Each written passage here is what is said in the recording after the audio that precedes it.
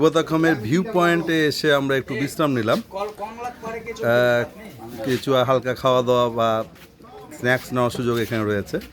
ভারী জিনিস খাবেন না, চেষ্টা করবেন যাতে কলা বা পানি এ জাতীয় কিছু খেয়ে ডিহাইড্রেশন এড়ানো যায়, আর শরীরে শক্তি রাখবেন। এই পয়েন্টে আসার পরে জনপ্রতি 200 টাকা করে আমাদেরকে দেওয়া লেগেছে, কারণ সামনে 3টা নৌকা পড়বে, আর ওই নৌকাতে চড়েই দেবতাখুম যেতে হবে এই মুহূর্তে, ছাড়া কোনো উপায় নাই। দেবতাখুমে যাওয়ার উদ্দেশ্যে আমরা এখন নৌকায় উঠে বসেছি, আর এখন বর্ষার সময়, তার কারণে আমরা ভেলায় করে ভেসে যেতে পারলাম না। রাস্তাটা একটু চিন্তা করেন, পাহাড়ি রাস্তা, একদম পাথুরি একদম, এবং এরকম চিকন পিছলা, বৃষ্টির পড়ার পরে শ্যাওলাতে আরও বেশি খুব ভয়ঙ্কর একটা রূপ ধারণ করেছে। খুব সাবধানে আপনাকে চলতে হবে। পরবর্তীতে নৌকায় চড়ে আমরা এরকম একটা লোকেশনে আসি যেখানে পাহাড়, ছড়া, একটা সুন্দর স্বর্গীয় একটা অনুভব আপনাকে দিবে। কত স্পিডে পানি নামছে আপনারা চিন্তা করেন। আর আপনার নৌকাতে আপনাকে নিয়ে যখন যাবে, তা আপনার দুই পাশে একদম বিশাল বিশাল বিল্ডিংয়ের মতো মনে হবে, প্রায় 30-40 তালার মতো উচ্চতায় পাহাড় আর পাহাড়। আর পাহাড়ের গাগুলো একদম পুরা শ্যাওলাতে ভরা, এবং মাঝে মাঝে ছড়া দেখবেন। এরকমই একটা সিনারিওর মধ্যে দিয়ে আপনাকে যেতে হবে দেবতাখুমে।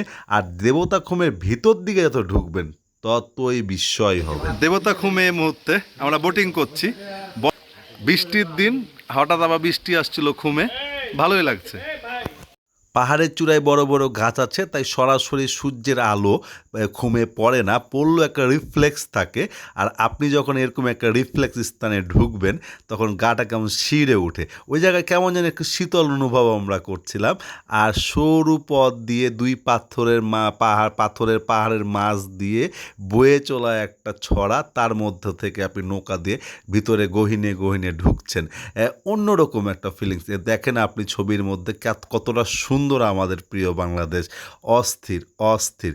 পাহাড়ের চূড়ায় অর্থাৎ ওপর দিকে যদি আপনি তাকান, তো সুন্দর আর একটা মন ভরানো দৃশ্য আপনি দেখতে পাবেন, যা দেবতাখুম আপনাকে দিবে। আর দেবতাখুমে কারণ নামটির হচ্ছে যে এই যে পাহাড়টি দেখছে, এখানে স্থানীয়রা পূজা দেয়, এটার নাম অনুসারে এটাকে দেবতা বলা হয়ে থাকে, এবং যেখানে দেবতা বাস করে, আর দেবতার পাশে যে জলাশয়। দেবতাখুম থেকে এক্সপ্লোর করে চলে আসছি ইতিমধ্যে।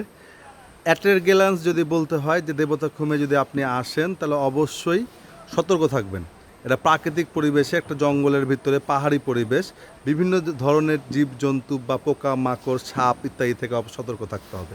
সাঁতার যদি না জানেন, তাহলে সাঁতার না জানলে লাইফ জ্যাকেট পাওয়া যায়, লাইফ জ্যাকেট পরিধান করবে।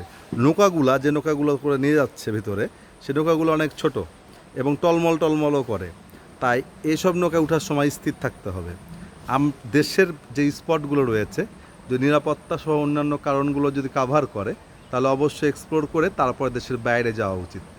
আমরা বন্ধুবান্ধব সার্কেলে এসেছি, আমি মনে করি আমার টাকা উসুল হয়ে গেছে। এখন যে পরিমাণ শরীরে ব্যথা বা ক্লান্তি, সেটা ঘুম পারলে হয়তো ঠিক হয়ে যাবে, কিন্তু মনের যে একটা তৃপ্তি, সেটা অবশ্যই দীর্ঘদিন এই স্মৃতি আমার মনে থাকবে। ধন্যবাদ।